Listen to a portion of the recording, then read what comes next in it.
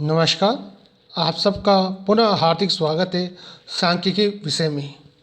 हमारा जो टॉपिक चल रहा था वो था सहसंबंध।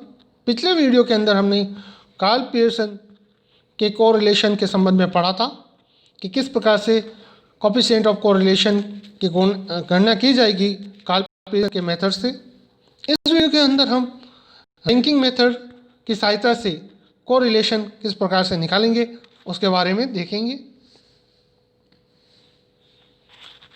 स्पेयरमैन की कोटि अंतर्रीति, जिसे रैंकिंग मेथड भी कहा जाता है, व्यक्तिगत श्रेणी में सहसंबंध ज्ञात करने की एक सरल रीति है जिसका प्रतिपादन प्रोफेसर चार्ल्स स्पेयरमैन ने किया। इसे क्रमांतर रीति भी कहते हैं।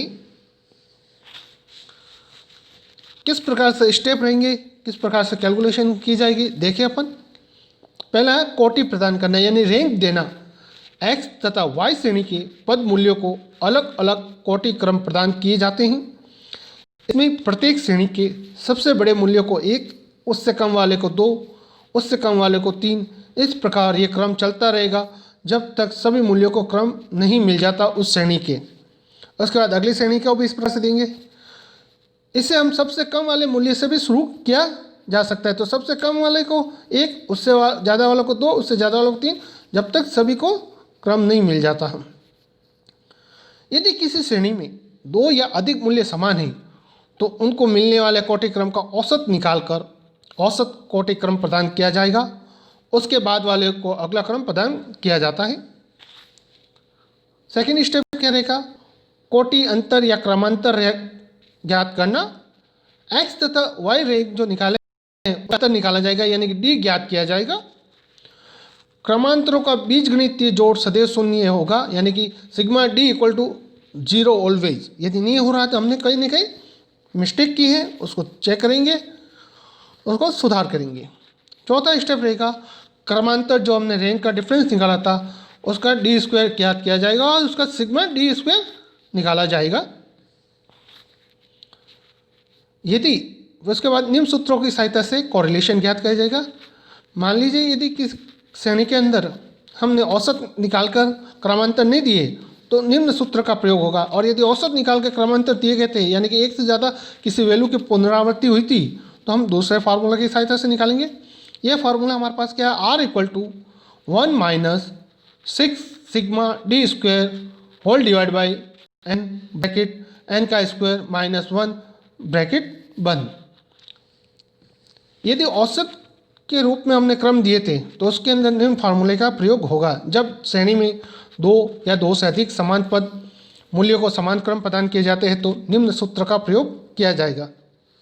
R equal to 1 - 6 sigma D square plus 1 divide by 12 bracket m cube minus m bracket बंद whole divide by n bracket n का स्क्वायर -1 ब्रैकेट क्लोज।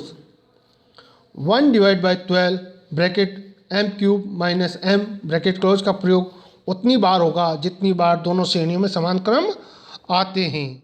मान लीजिए x के अंदर 2 बार आया तो 2 बार, y के अंदर 1 बार आया तो 1 बार उसका, तो 3 बार उस फार्मूले के अंदर यूज करेंगे। हम प्रश्न करेंगे जब देखेंगे। एक प्रश्न को देखते हैं। हमारे पास क्या है? x और y दो सीरीज दे रखी है। x की जो वैल्यू दे रखे हैं वो है 70, 60, 50, 30, 40, 55, 63, 79, 80 और 72। y के 10, 10.6, 12, 9, 9.2, 9.5, 9.7, 11, 12.4, 10.2। प्रश्न को सॉल्व करें, देखें उसके अंदर किस प्रकार से लेंगे। x और y के लिए इस प्रकार से लेंगे, x की वैल्यू लिख देंगे, फिर x की रैंक निकालेंगे। हमने कहा था यह तो सबसे अधिक मूल्य को पहला, उससे नीचे को 2, उससे कम वाले को 3, ये क्रम चलता रहना। यह सबसे छोटे वाले को, यहाँ सबसे बड़ी वाली वैल्यू को हमने 1 दिया है। सबसे बड़ी वैल्यू थी हमारी, यदि x की बात करें तो 80, उसको दिया 1। उससे नीचे वाले का अपन देंगे 79, उसको हमने 2, उससे नीचे को 72, यानी कि 3। ये क्रम जब तक चलता रहेगा जब तक उस श्रेणी के सभी मूल्यों को रैंक प्रदान नहीं की जाती। चूँकि हमारे पास 10 संख्या थी, इसमें n 10 था तो 10 तक वैल्यू चली, 1, 2, 3, 4 अलग अलग दी गई। इसी प्रकार y में भी दी जाएगी। सबसे बड़ी वैल्यू हमें y की देखें तो 12.4 था, उसे 1, उससे छोटी वैल्यू थी 12, उसको हमने 2 दिया, उससे छोटी वैल्यू हमारे पास थी 11। इस प्रकार से ये क्रम देते हुए हमारे पास y की भी रैंक आ जाएगी। फिर कहा था डिफरेंस ऑफ रैंक निकालना है, यानी डी निकालना है, x माइनस वाई। पहली रैंक थी x की 4 और y की 6, तो 4 माइनस 6 माइनस के 2। अगली थी 6 माइनस 4 प्लस के 2। अगली 8 माइनस 6 यानी कि 6। 10 माइनस 10 0, 9 माइनस 9 0, 7 माइनस 8 माइनस का 1, 5 माइनस 7 माइनस के 2, 2 माइनस 3 माइनस का 1, 1 माइनस 1 0, 3 माइनस 5 माइनस के 2।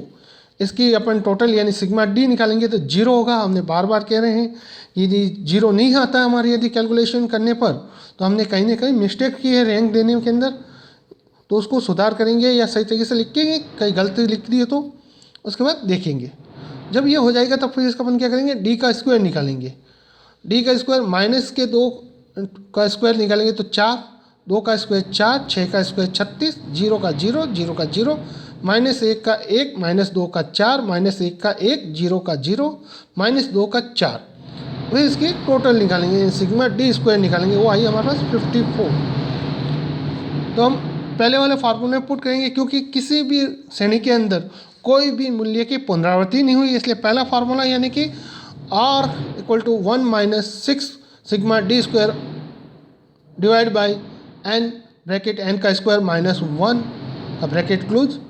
वैल्यू जो आई थी हमारे पास 6 फार्मूले में थी, डी स्क्वायर आया था हमारे पास 54 डिवाइड बाई n था हमारे पास 10। तो इस प्रकार से वैल्यू पुट करने पर, इसको सॉल्व करने पर हमारे पास आएगा प्लस के 0.67, यानी कि एक्सपेरिमेंट की कोटि अंतर्रीति से जब हमने आर की कैलकुलेशन की है तो हमारे पास आंसर आएगा 0.67। अगला हम देखें हमारा क्या एक प्रश्न और है हमारे पास, उसमें भी एक्स और वाई सीरीज दे रखी है। एक्स के मूल्य हैं 53, 58, 55, 47, 55, 65, 36, 44। देखिए यदि एक्स के अंदर तो 55 2 बार आया है हमारे पास। वाई की बात करें 48, 56, 60, 48, 51, 62, 48 और 46। तो इसके अंदर देखिए 48 हमारे पास 3 बार आया है, यानी कि दोनों सीरीज के अंदर एक वैल्यू ऐसी है जिसकी पुनरावृत्ति हुई है। इसको देखिए अपन फिर रैंक प्रदान करेंगे, एक्स की वैल्यू लिख दी, वाई की लिख दी, रैंक प्रदान करें वही सबसे बड़ी को अपने दिया 1, उससे छोटी को 2, उससे छोटी 3 थी हमारे पास, यानी कि सबसे बड़ी थी 65, उसको 1, उससे छोटी 58 को 2, और उससे छोटी हमारे पास आ रही 55, क्योंकि 55 2 बार आया है। तो इसको रैंक क्या मिलनी थी हमारे पास, हम देखें उसको मिलनी थी 3 और 4। तो 3 प्लस 4 डिवाइड बाई 2 2 बार आई थी, इसलिए तो उसका आया औसत 3.5। तो दोनों 55 के अंदर 3.5 3.5, यानी कि हमें 4 और 5 तक की वैल्यू देगी। अगली वैल्यू क्या मिलनी थी 5, तो उससे कम वैल्यू थी 55 से नीचे, वो थी 53, उसको हमने 5, उससे छोटी को 6, उससे छोटी को 7 और 36 को लास्ट 8। इस प्रकार से हमने रैंक दी औसत के आधार पर। बात करें वाई की, वाई के अंदर भी सबसे बड़ी वैल्यू थी 62, उसको 1, उससे छोटी 60 को 2, उससे छोटी 56 को 3। 56 से छोटी हमने पास देखे हमारे पास थी 51, उसको हमने 4 दिया। उससे छोटी देखे हमारे पास 48 है।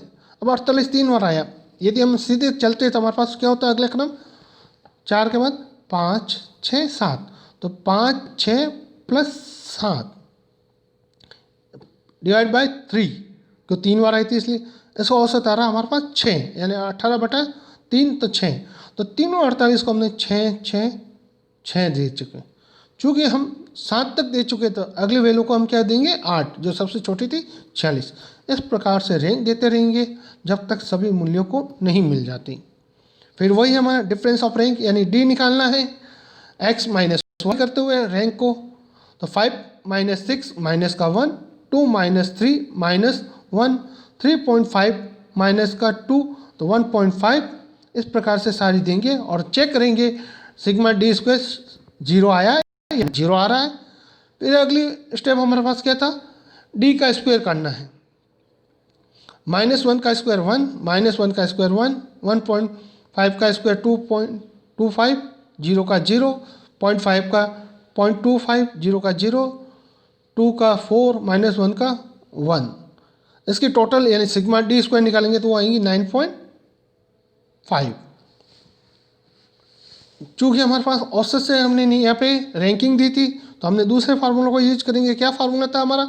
R equal to 1 minus sigma 6 sigma D square plus 1 divide by 12 bracket m का cube minus m bracket of whole divide by n bracket n का square minus 1 bracket close.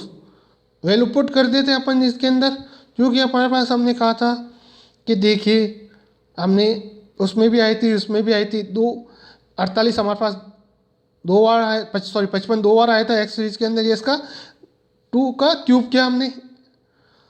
Y श्रेणी के अंदर हमारा 48 3 बार आया था तो इसका 3 का क्यूब किया हमने।